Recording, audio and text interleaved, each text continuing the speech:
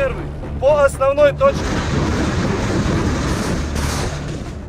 Ukraine युद्ध को 3 महीने होने जा रहे हैं। तमाम कोशिशों के बावजूद रूस की फौज को अभी तक ऐसी कोई बड़ी कामयाबी हासिल नहीं हो सकी है जैसी उनके प्रेसिडेंट व्लादिमीर पुतिन को उम्मीद थी। और अब इस लगातार लंबे खिंचते युद्ध के कुछ ऐसे वीडियो सामने आ रहे हैं जो इशारा करते हैं कि इस जंग में रूस की एडवांस मिसाइल्स का जखीरा कम हो चला है और अब रूस ऐसी मिसाइल्स का इस्तेमाल कर रहा है जो 60 साल पहले बनाई गई थी।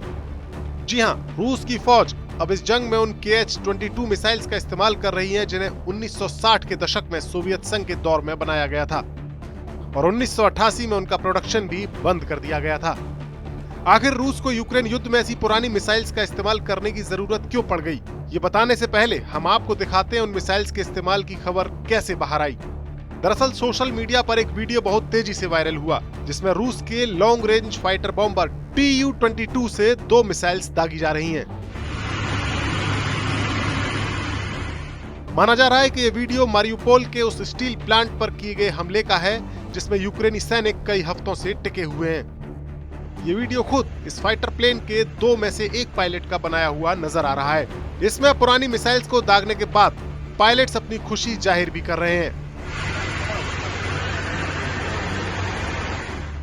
हालांकि KH-22 को भी बेहद खतरनाक मिसाइल्स में शुमार किया जाता है, लेकिन आज के एडवांस टेक्नोलॉजी के युग में इनकी एक्यूरेसी सवालों के घेरे में है।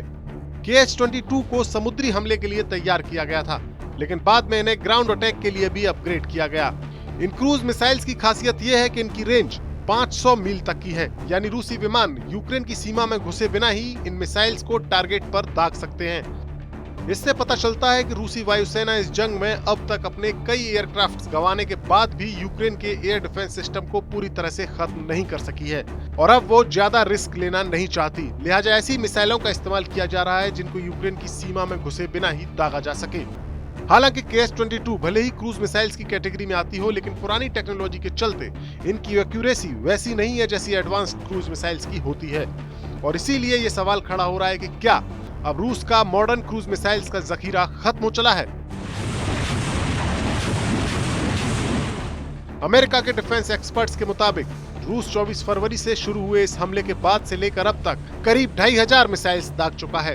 रूसी सेना तकरीबन 30 मिसाइल्स रोज दाग रही है और अब उसके एडवांस्ड क्रूज मिसाइल्स का जखीरा कम हो चला है। लिहाजा अब रूस को ऐसी मिसाइल्स का इस्तेमाल करना पड़ रहा है जो 60 साल पहले इजाद की गई थी।